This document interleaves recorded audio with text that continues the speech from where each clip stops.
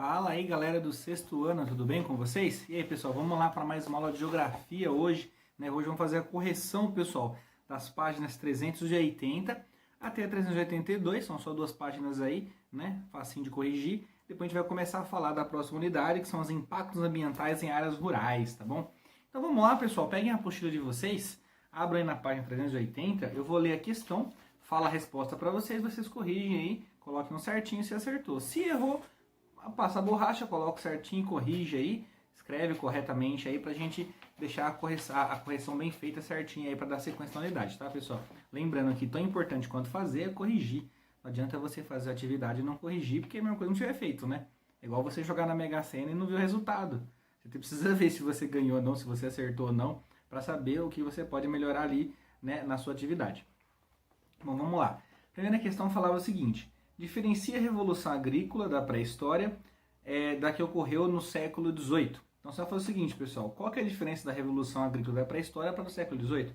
A principal diferença, pessoal, é que a primeira o homem deixou de ser nômade, o homem era nômade, ele caçava, coletava e vagava de um lugar para o outro em busca de comida, né? Então ele passou a ser sedentário, ele deixou de ser nômade e virou sedentário.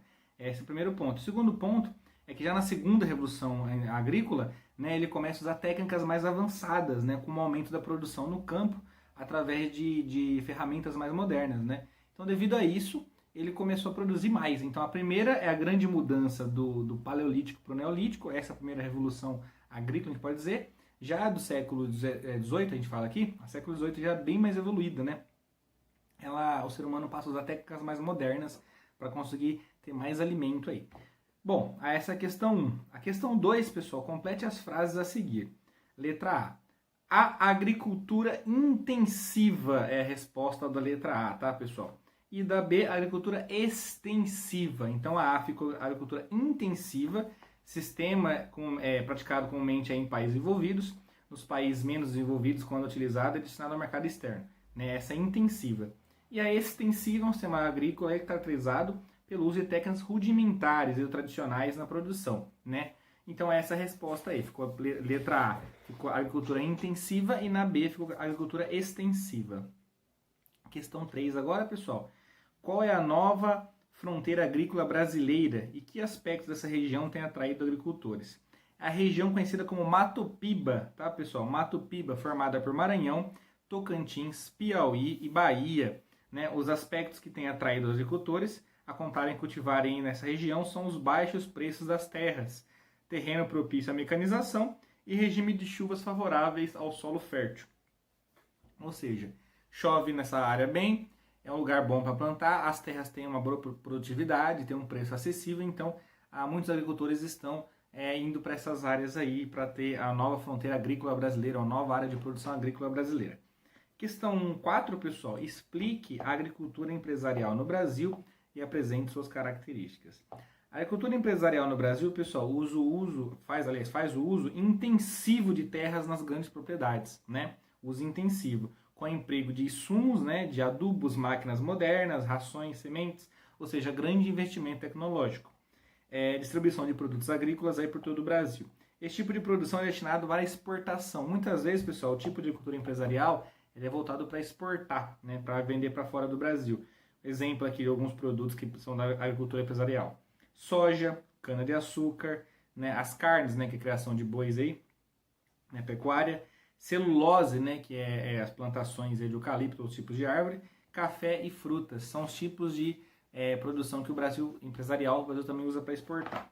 Então essa é a resposta da 4. A resposta da 5, pessoal. Julgue os itens verdadeiros ou falsos. Então eu vou ler para vocês a questão e falo se ela é verdadeira ou se ela é falsa. A letra A região norte é, na atualidade, uma das mais importantes no cenário nacional e internacional, destacando-se na produção de soja e milho. Não, pessoal, essa questão é falsa, porque isso aí seria região centro-oeste, o correto, e não norte. Então essa aqui é falsa. A próxima. A região centro-oeste está sofrendo na atualidade com desmatamento e queimadas para a implantação de novos projetos de agropecuários e mineradores, principalmente nos estados do Pará, Amazonas, Acre e no norte do Mato Grosso também. Aqui, pessoal, é falso porque Pará, Amazonas e Acre é da região norte e não da região centro-oeste, então é falsa. Essa aqui está falando mais da região norte, então é falsa essa questão.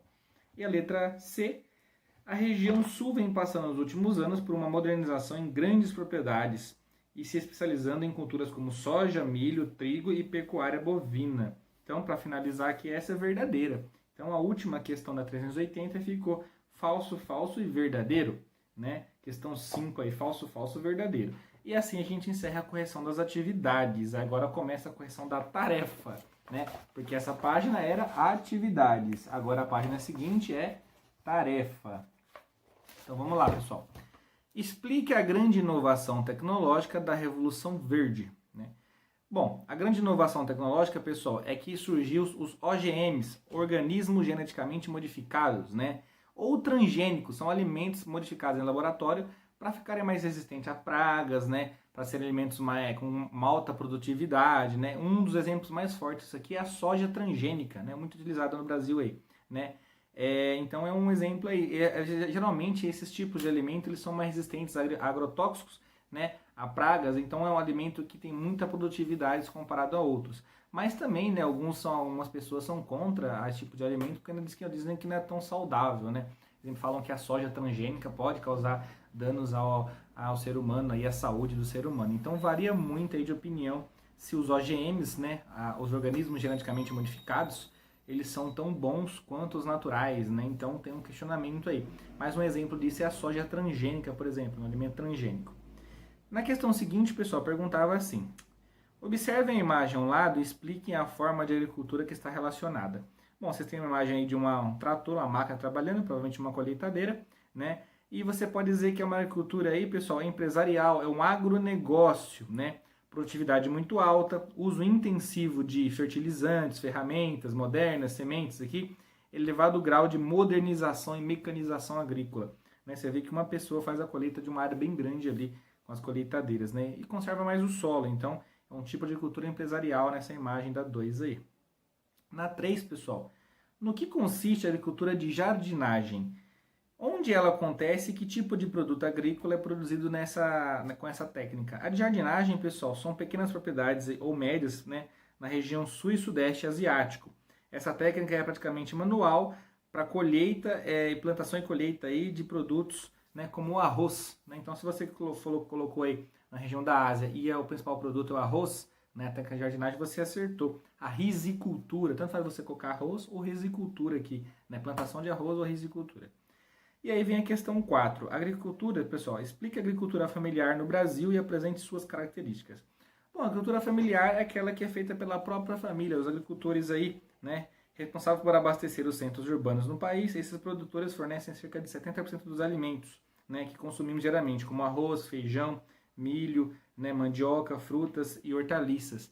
Geralmente essas produções, essa agricultura familiar, né, eles trabalham por cooperativas. Hoje várias famílias produzem um pouquinho, cada um produz um pouquinho, eles se reúnem tudo isso, né, numa área e aí disso aí eles fazem a venda desses produtos. Eu já vi uma cooperativa legal, pessoal, que tem vários produtores pequenos que eles criam vaca, né, e produzem o leite ali. Então eles têm todo o trâmite ali de mexer, né, de pegar o leite da vaca, tudo bonitinho, tudo certinho, mecanizado ali. Aí pequenas famílias, eles juntam todo esse leite aí numa região e aí passa um caminhão da cooperativa pegar esse leite e levar para a área para transformar em iogurte, em queijo, outras coisas aí. Muita região de Minas Gerais tem muito disso também.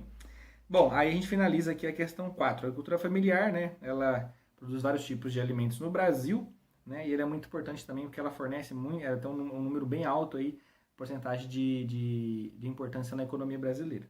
Questão 5, pessoal, era só para colocar aqui, ó, analise as afirmações a seguir sobre a produção agrícola no Brasil por regiões. Aí vocês têm aí, ó, 1, 2, 3, 4, né? Então vocês tinham que colocar aqui quais são as corretas, pessoal. As corretas, só tinham 2 corretas, a segunda, né, e a quarta, ó. Em torno da região metropolitana de São Paulo, há intensa produção de hortifrutigranjeiros, né, destinada ao consumo da população. Quando a gente compra no mercado, lá geralmente vem dessa área, então essa é verdadeira.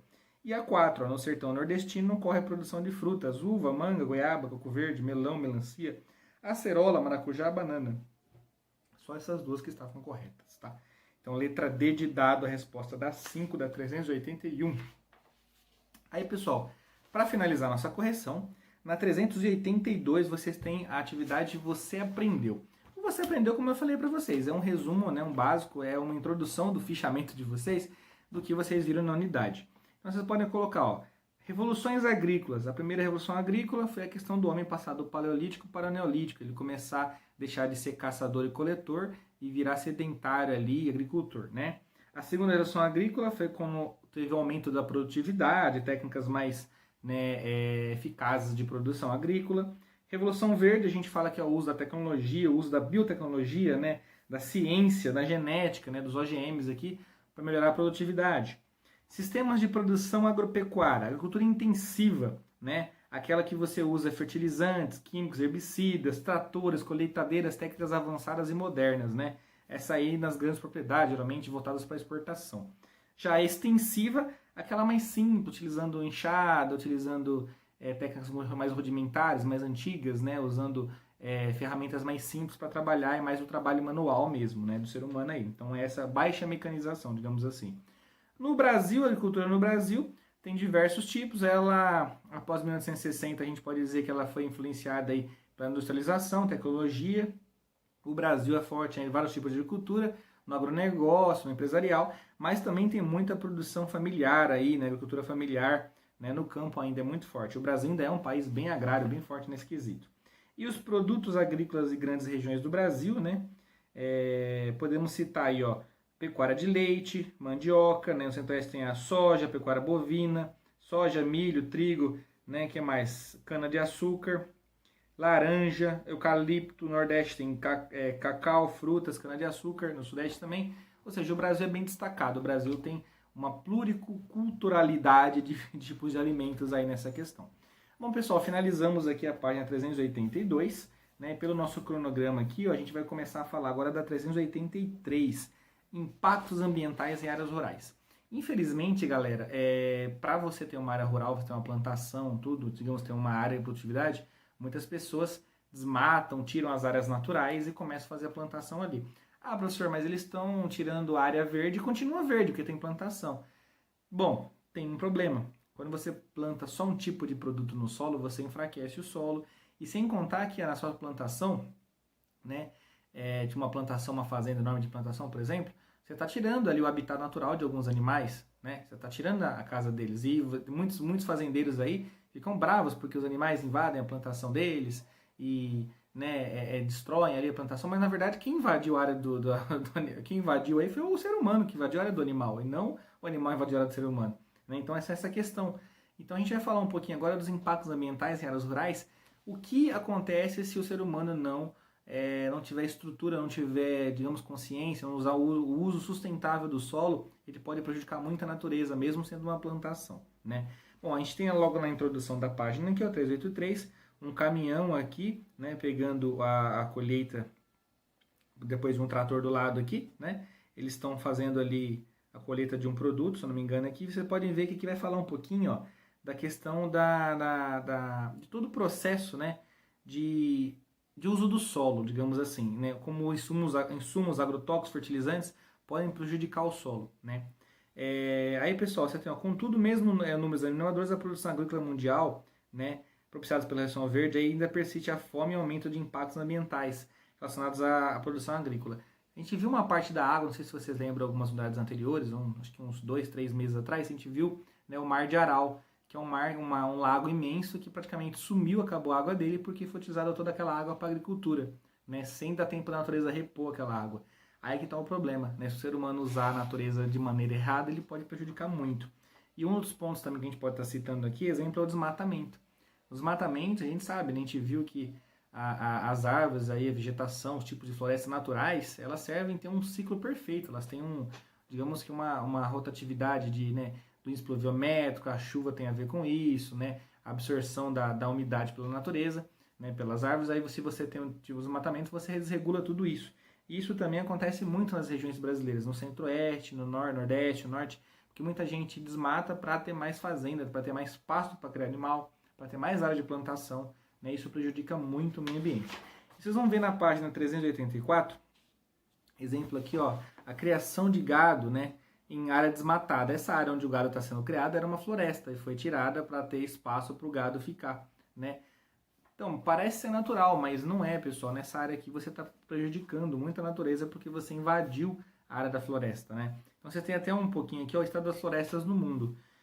Florestas, agricultura, desafios e oportunidades do uso da terra. E vocês têm lá, ó, o ciclo da água, a conservação do solo, o sequestro de carbono, porque né, as plantações aí também consomem muito, e a proteção do habitat, né? Você tem até um beija-florzinho desenhado ali.